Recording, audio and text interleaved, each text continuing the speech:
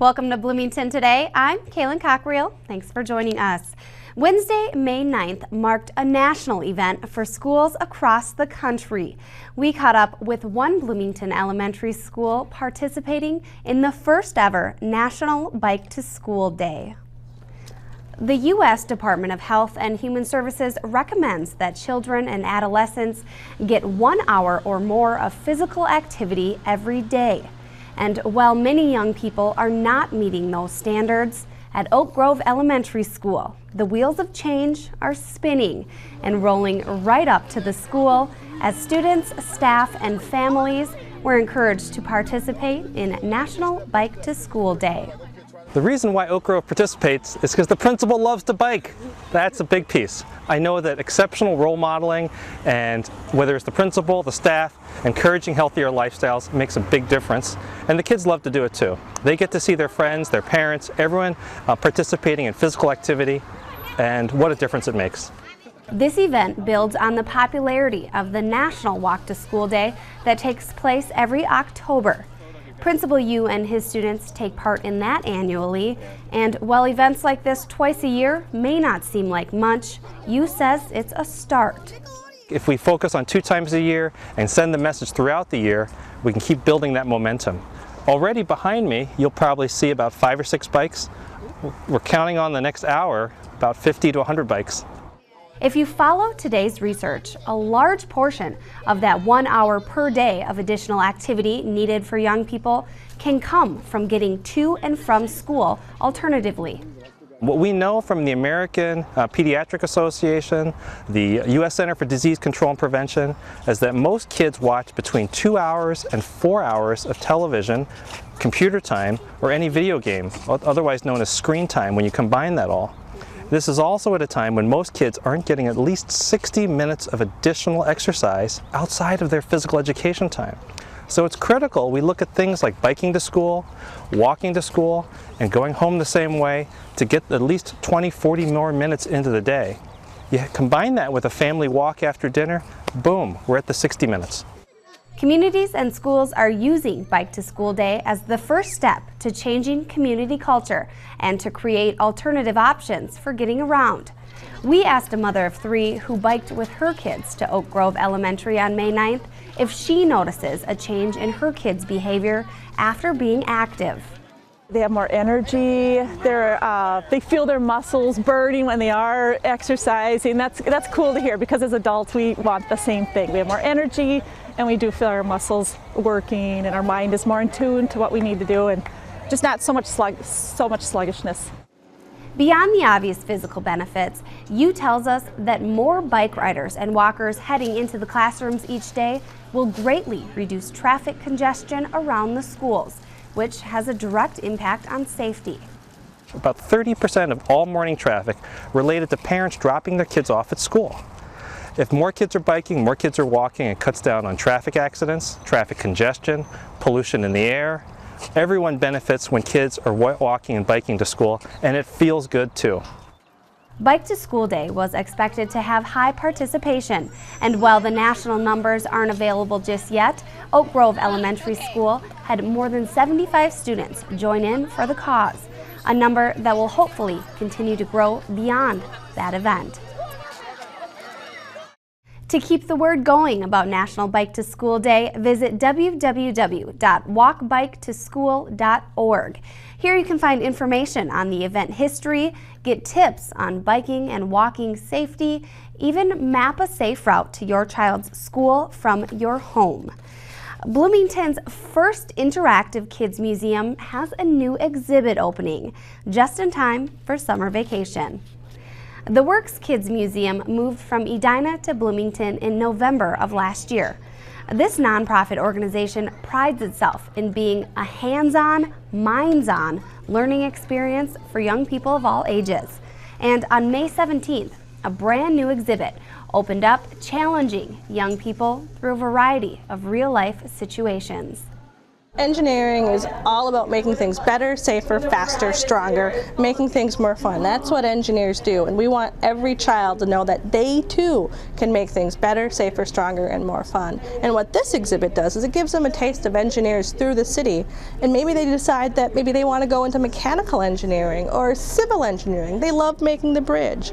No matter what type of engineering would interest them, we want them to know that they can go after that as an adult, and they can become an engineer as a career. Tech City consists of 20 interactive stations using engineering approaches to issues like building, testing, and modifying. Bess says one station sure to be a fan favorite is the earthquake table. This is our earthquake table where kids can actually build their own structures and then test them on these special shake tables. So I've built a few structures right here, and I'm going to go ahead and start the shake table. And it's going to start at a very low frequency to see how well my structures do. But I can turn them up and see if my structures will survive an earthquake. And it looks like a few of them have, but as I get stronger, a few of them did not survive the earthquake. Kids also can spend time working to construct a dam. This is our new Dam the Creek exhibit, and it allows kids to see how strong of a dam that they can build. So I can go ahead and get started here and see if I can build a dam that stops the water. There's many different ways of building a dam, and this exhibit here lets kids find the challenge. With so many other less educational ways kids can spend their days off this summer, Bess says the Works has an atmosphere that is learning-based but feels like fun, thus making it attractive to a younger audience. Kids learn a lot here. Even if they look like they're having fun, they're actually learning. You may notice a lot of our exhibits are big puzzles for kids, trying to figure out, for example, the Tech City separation station is a great puzzle. It teaches you about filtration, but it's that fun of trying it again, and maybe you don't get it the first time, and that's okay, and you can keep it again until you do solve that puzzle. The Design Lab contains 3 fun activities that change every 3 months. And right now, you'll find crazy racer construction, exploring magnets, and... If you're someone who gets lost a lot, maybe you could use a compass. And here at the Works, you can make one with just a plastic cup, a magnet, and some Scotch tape. And then you'll have your very own compass. That'll help you find your way. Tech City will remain at the Works Kids Museum located at 9740 Grand Avenue South until January of 2013. And the Bloomington Family Aquatic Center is making an addition of their own. The doors will soon be open to the public for the season, and before residents fill the deck and the pool, one popular structure needs to be resurrected. On March 12th, the Bloomington Family Aquatic Center's 19-year-old slide came down with the help of construction crews and an excavator. In the weeks since, the demolition crews have been working on the anchors that will hold up the new structure. And on May 14th, the new slide arrived in several pieces.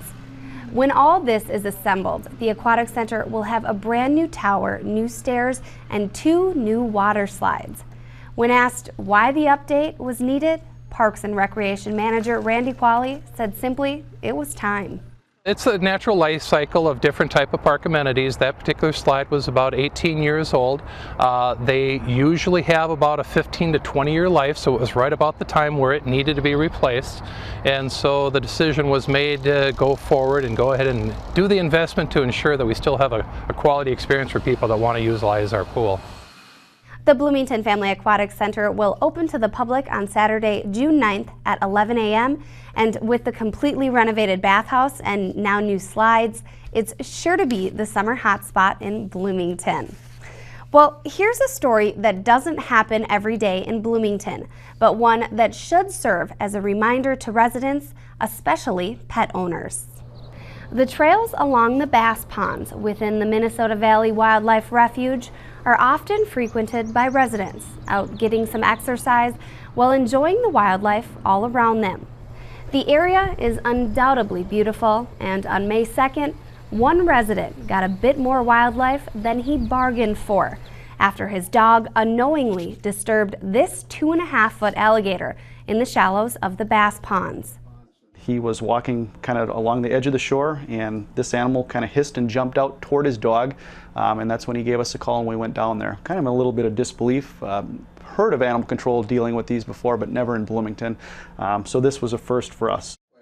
Officer Young responded to the call and was luckily able to capture the gator on his first attempt using a control pole, a device normally used for canines. Officer Young let us know that it's unlikely that the alligator got into the bass ponds without help. The conditions in Minnesota are not favorable for exotic animals like alligators, and even with the mild winter we had this year, an alligator could not have survived in the wild.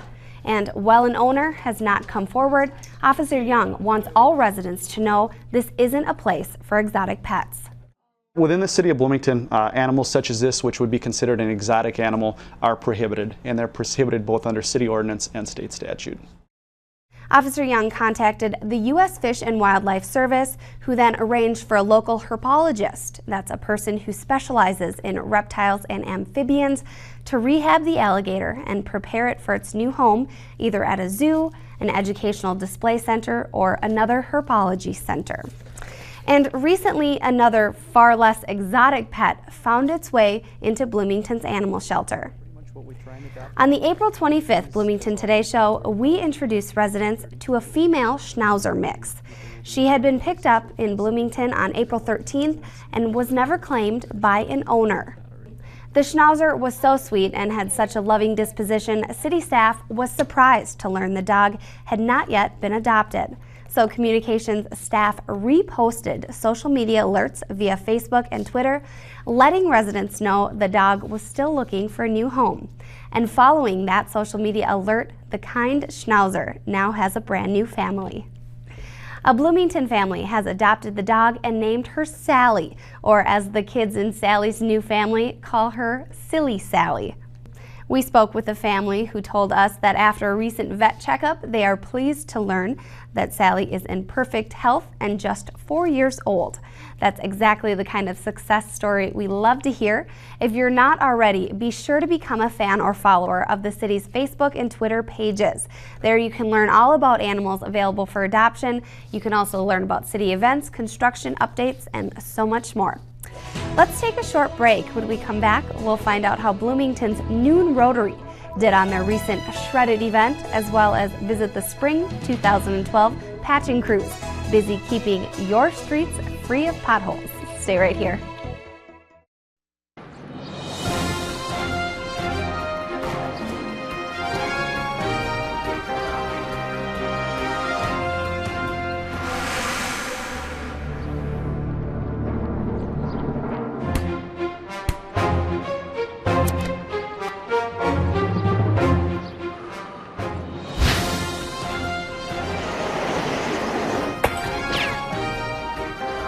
Not all parks have a superhero on duty, so it's up to you to keep parks and trails smoke-free.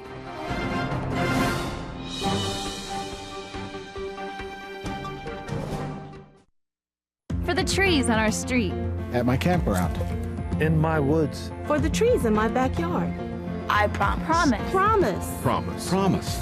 We promise to not move firewood. Because the emerald ash borer beetle could be inside. I've seen what it can do to trees. I won't be the one to spread the beetle.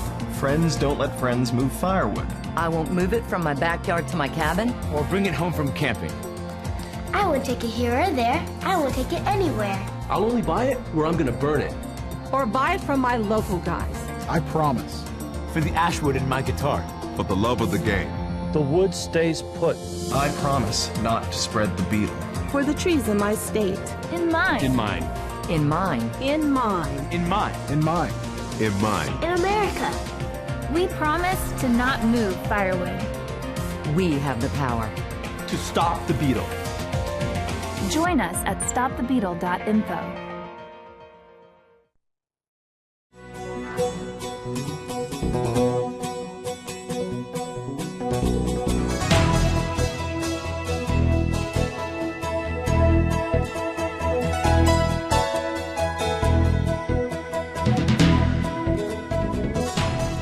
Welcome back, everyone. A little rain didn't keep hundreds of residents from showing up at Bloomington Civic Plaza in early May. These residents showed up in order to go the extra mile to protect their identities while supporting a good cause. On Saturday, May 5th, the Bloomington Noon Rotary held their third annual community paper shredding event. For just $5 per box, businesses, families, and individuals were invited to bring personal documents such as bank statements, tax information, and canceled checks to have it shredded on site while you watched. Identity theft occurs when someone uses an individual's personal information without permission to receive money or property. Personal information can be present on all important documents. Bloomington Noon Rotary raised more than $1,700, which in turn supports nonprofit organizations along with programs and charities within the city of Bloomington. While you're cruising around the city in this beautiful spring weather, you may be noticing what Mother Nature left on our area roadways. I'm talking about potholes. The most common cause of potholes is the freeze-thaw cycle. Ice and snow melt during the day, filling cracks in the pavement with water. Then, when temps cool off at night, that water turns to ice and expands, therefore popping out the asphalt. Rain can cause water to seep into cracks, and combined with the vibration of traffic, that can also cause the pavement to fail. Either way, when Bloomington street maintenance crews see or hear reports of problem areas for potholes, they're on the scene. We were with crews in early May as they patched holes on the route the Susan G. Komen Race for the Cure used on May 13th. The pothole patching process goes like this. First, a crew member will use a high-powered air compressor to blow all sand, rocks, and other debris from the area needing patchwork. Next, someone will follow with a wand-like hose to spray oil detac liquid on the cracks that will soon be filled. The next step is to fill and level the holes. A dump truck heats asphalt filler material to 250 degrees, making it soft and easy to work with. Finally, a roller comes through and flattens the newly laid heated asphalt, making it ready for motorist traffic immediately.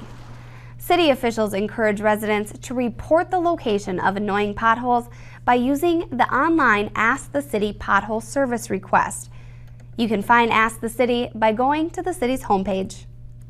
Patching potholes helps preserve the life of roadways, so be sure to report any holes that you might come across while traveling around the city of Bloomington. And if you have a canoe or kayak in Bloomington, why not just keep it right out at one of Bloomington's most beautiful lakes? Rather than transfer your canoe or kayak back and forth from your home, rent a space in one of Bush Lake's canoe racks. There are 9 total racks, each able to house 6 canoes or kayaks, located on the west side of Bush Lake. There are still plenty of spots left to rent at a seasonal rate of just $68 plus tax. The season runs from May 1st to October 1st. The application process is quick and easy. Visit the city's website and search Canoe to download the Canoe Rack application packet for 2012. Returning renters have priority over new renters, but that time has already come and gone, so all remaining applicants will be processed on a first-come, first-serve basis. Applications can be mailed to Civic Plaza, emailed to Parks and Recreation, or faxed to 952-563-8715. And that's all the time we have for today. To get more information on city projects, parks, road construction, and events, visit the city's website. To check out past Bloomington Today shows or other city productions, visit Bloomington's YouTube channel, accessible right from the city's homepage. That and so much more is online right now at www.ci.bloomington.mn.us. If Facebook or Twitter isn't your thing, sign up for eSubscribe to have updates sent right to your email or cell phone. This is Bloomington Today, a presentation of the City of Bloomington's Communications Division. I'm Kaylin Cockriel. Thanks so much for joining us.